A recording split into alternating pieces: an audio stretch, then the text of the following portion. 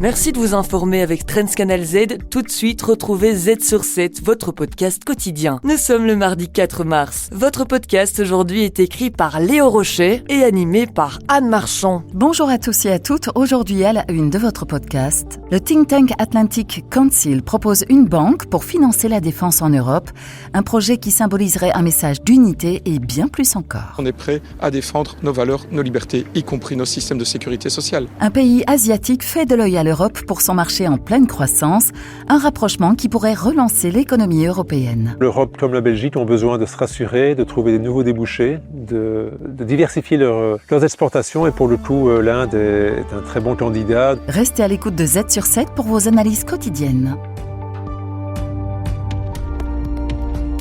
Z sur 7, à la une.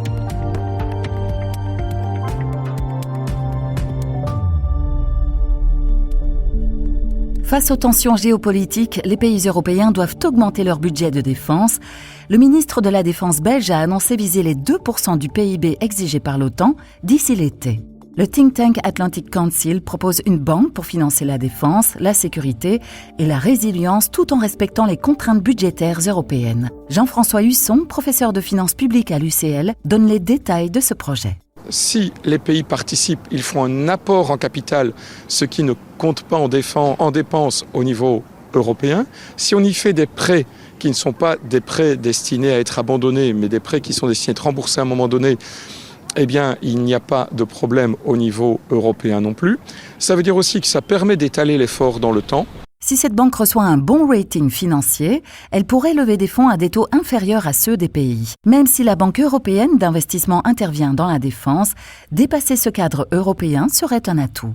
On a bien vu avec la rencontre de Londres que le Canada était tout à fait dans le même mouvement d'esprit, la Turquie, la Grande-Bretagne évidemment.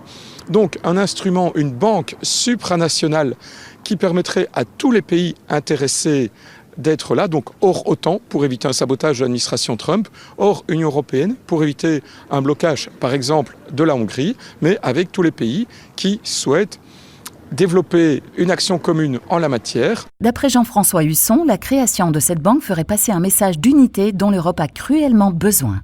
Outre l'aspect économique et outre l'aspect efficacité, possibilité de déployer ça très rapidement, ce serait aussi politiquement un signal très fort en matière de dissuasion en disant on fait un bloc et on est prêt à défendre nos valeurs, nos libertés, y compris nos systèmes de sécurité sociale. Quel que soit le plan pour renforcer la défense européenne, il faudra le mettre en place rapidement car un cessez-le-feu en Ukraine pourrait permettre à la Russie de reconstituer ses forces.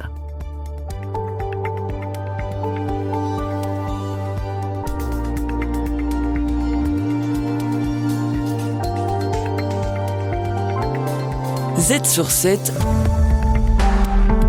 à la une. Le Salon mondial du mobile a ouvert à Barcelone avec une délégation belge d'une 40aine d'entreprises, dont de nombreuses start-up wallonnes et bruxelloises. L'opportunité est avant tout de rencontrer les partenaires, les rencontrer physiquement sur salon et d'explorer de nouveaux marchés. Lorenzo Van Elsen, conseiller en export chez Hub Brussels. Explorer les nouveaux marchés non seulement à Barcelone, mais du monde entier. Une participation permet de développer son réseau international parce que ici il y a plus de 100 000 participants, presque 3 000 exposants. Parmi eux, Decarbonize développe des outils logiciels pour décarboner les activités des entreprises. Frédéric John, cofondateur de la start-up, explique les enjeux. Donc nous-mêmes, nous sommes une start-up. On est toujours à la recherche en fait d'innovation et il y a quelques-uns de nos partenaires d'ailleurs qui sont sur le stand de Hub Brussels. C'est de pouvoir aussi être au contact d'investisseurs parce qu'on est sur un marché qui se consolide, qui va beaucoup bouger en 2025 et donc je pense que c'est important de pouvoir rester au contact de ce qui se passe et ce qui va se passer. Le studio digital de Disruptives est également présent et expose ses applications mobiles pour des fintechs et d'autres clients qui veulent intégrer des processus de blockchain. Christophe Debove, cofondateur de l'entreprise, souligne l'importance de ce salon. On a déjà eu quelques réunions et on va avoir une réunion notamment avec certains gros acteurs locaux, notamment en Espagne. Et l'idée, c'est de leur présenter une solution blockchain. Donc, on a tout un prototype à leur montrer et de voir si à ce moment-là, on peut travailler ensemble ou peut-être avoir un investissement pour créer cette solution qui serait vraiment faite sur mesure pour eux. Les participants vont exposer leurs projets dans les jours à venir aux géants du secteur en espérant décrocher un financement. Z sur 7 à la une. L'Inde est le pays qui connaît la plus rapide croissance du monde. Le pays entretient ses relations avec les États-Unis, mais se rapproche également de la Chine. Raphaël Secchi, Senior Country Risk Analyst chez Credendo, explique pourquoi un rapprochement entre la Belgique et l'Inde serait bénéfique à notre économie. On est proche d'une possible guerre commerciale avec les États-Unis, donc l'Europe comme la Belgique ont besoin de se rassurer, de trouver des nouveaux débouchés, de diversifier leurs exportations, et pour le coup, l'Inde est un très bon candidat de par la taille de son marché, mais également par le fait que c'est un acteur neutre sur le plan géopolitique et qui est surtout très très prévisible par rapport aux autres grandes économies actuelles. Le point fort de l'Inde réside dans son marché domestique. Avec plus d'1,4 milliard d'habitants, la démographie de ce pays croît et offre des opportunités aux entreprises belges. C'est un marché qui est en forte croissance. On a eu du 7% ces dernières années. On s'attend encore du 6,5-7% sur le moyen long terme. C'est un pays qui profite de très bons fondamentaux économiques globalement, une faible dette extérieure, une balance des paiements proche de l'équilibre. Et puis c'est aussi un pays qui profite d'une belle stabilité politique, puisque le Premier ministre Modi a été réélu pour un 3e mandat l'année passée. Selon Raphaël Secchi, l'Inde présente néanmoins plusieurs défauts. Je pourrais en citer 3. D'abord les finances publiques, avec une dette publique de plus de 85% du PIB. Le marché du travail, c'est un pays qui est difficile à créer des emplois, notamment ceux des jeunes. Et ça vient notamment d'un manque d'investissement dans l'enseignement. Et puis troisièmement, c'est la vulnérabilité aux catastrophes naturelles liées au réchauffement climatique. En 2023, l'Inde rapportait près de 5 milliards d'euros en exportation à la Belgique. Les entreprises belges espèrent aujourd'hui développer leurs relations dans ce pays, notamment dans les secteurs de la santé, des énergies renouvelables, de la construction et de la défense. Z sur 7, la tech au quotidien. Notre collègue Christophe Charlot de Trends Canal Z épingle une idée technologique qui boostera votre productivité.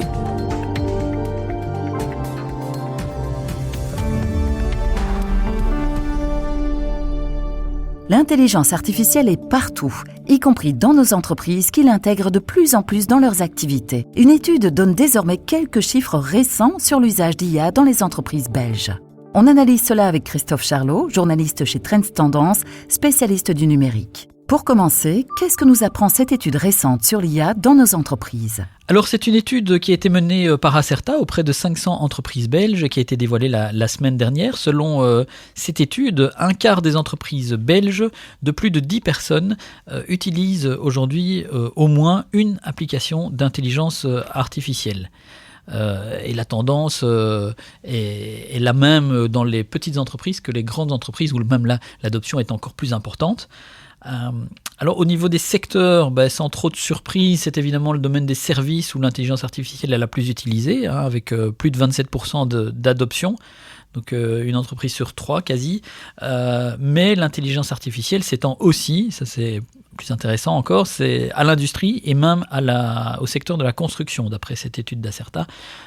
Et les applications les plus courantes concernent l'analyse de texte, la génération automatique de contenu, que ce soit texte ou image, et l'automatisation de tâches répétitives. Et qu'est-ce que cela signifie au niveau de l'emploi ? C'est là qu'il y a un des gros enseignements, je dirais, de cette étude, parce qu'on a toujours tendance à dire dans les milieux pro-intelligence artificielle, que c'est un outil, que l'intelligence artificielle va permettre de libérer du temps aux êtres humains pour leur permettre d'aller plus loin, d'aller plus vite, de les libérer de tâches un peu fastidieuses et rébarbatives pour faire finalement des choses à plus forte valeur ajoutée.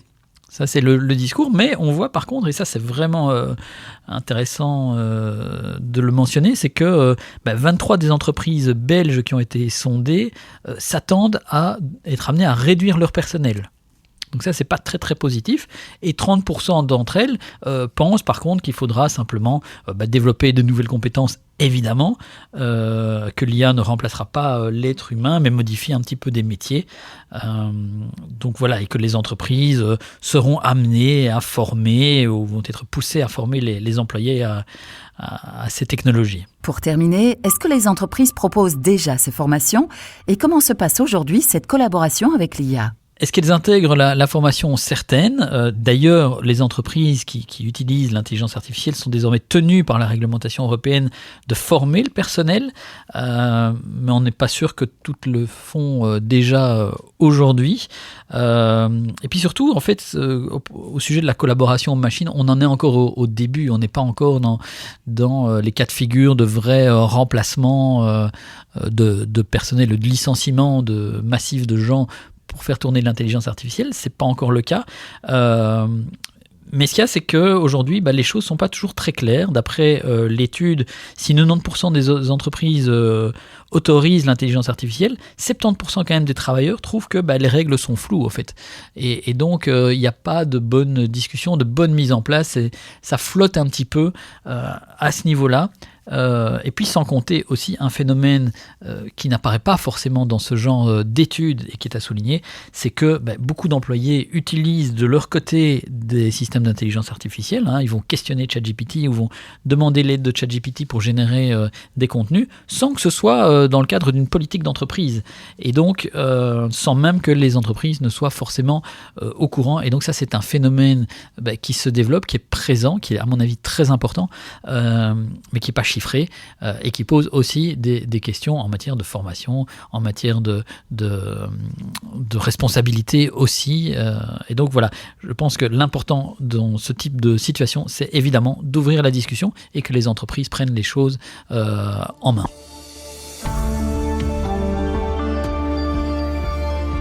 Les meilleurs experts boursiers vous proposent des analyses des marchés internationaux, des conseils avisés et les dernières tendances économiques. Z sur 7, expert boursier. Aujourd'hui, la bourse de Londres bat un nouveau record. Éric Joly de chez ABN AMRO analyse la situation au Royaume-Uni après une période post-Brexit compliquée pour les marchés. La bourse de Londres, effectivement, a été délaissée par les investisseurs pendant plusieurs années après le Brexit et même après la hausse par rapport au 1er janvier de plus ou moins 8%. On voit que la bourse est toujours un peu en retard par rapport à l'Eurostoxx 50. Or, la situation macroéconomique des deux côtés de la Manche est quand même assez comparable. D'ailleurs, la Banque d'Angleterre a encore revu récemment ses perspectives de croissance économique à la baisse. Elle table maintenant pour 2025 sur une croissance de 0,75%.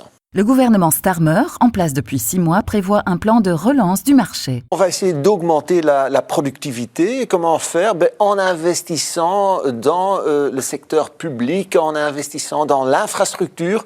Au même moment, et à partir du mois d'avril, on va quand même augmenter les taxes sur le travail. Et tout ça pour inciter le secteur privé à faire davantage d'investissements dans l'automatisation. Donc dans un premier temps, oui, ça peut avoir un impact négatif sur la croissance économique et faire en sorte que le taux de chômage augmente. L'inflation a augmenté en janvier, mais la Banque d'Angleterre va quand même baisser ses taux. On l'a vu récemment dans le courant du mois de février. Donc la Bank of England a abaissé une fois de plus son taux directeur de 25 points de base, qu'on est à un niveau de 4,5%.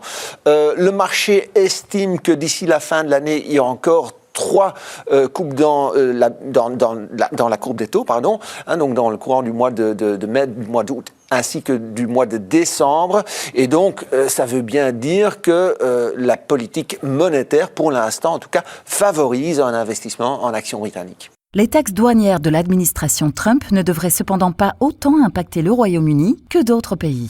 Le Royaume-Uni pourrait rester sous le radar. Il ne faut pas oublier que pendant les 10 dernières années, les échanges commerciaux entre le Royaume-Uni et les États-Unis étaient plus ou moins en équilibre. D'autre part, n'oublions pas non plus que le Royaume-Uni respecte depuis bien longtemps les engagements qui sont demandés par l'OTAN, à savoir s'engager et dépenser plus ou moins 2% de son PIB à la défense. Les actions britanniques restent moins chères que celles de son voisin européen, de quoi attirer les investisseurs. On voit que l'Eurostoxx 50 se traite à un peu plus de 15 fois les bénéfices attendus, contre seulement 12 fois les bénéfices attendus pour la Bourse de Londres. Il y a aussi un petit avantage du côté rendement. Donc la Bourse de Londres offre un rendement de 3,60 contre seulement 3,10 pour l'Eurostoxx 50. Et alors, il ne faut pas oublier que normalement, la proportion des actions britanniques dans l'indice MSCI World est de l'ordre de 4%. Aujourd'hui, les gestionnaires, en tout cas ceux qui font de la gestion active, ne sont qu'à un niveau de 3%. Donc il y a peut-être un effet de rattrapage que l'on peut voir dans les semaines à venir. Et il en va de même pour les investisseurs privés qui ont eux aussi délaissé la Bourse de Londres depuis plusieurs années. Si le marché délaisse quelque peu les valeurs technologiques onéreuses de Wall Street au profit d'autres marchés, comme ça semble être le cas, Londres pourrait de son côté en profiter. C'est tout pour aujourd'hui. Vous pouvez regarder les Z-News de ce soir. Et Anne, à quoi peut-on s'attendre dans le podcast de demain ? Demain, Peter de Keyser analysera la politique climatique de l'UE qu'il juge irréaliste. Vous retrouverez également vos analyses quotidiennes du monde économique.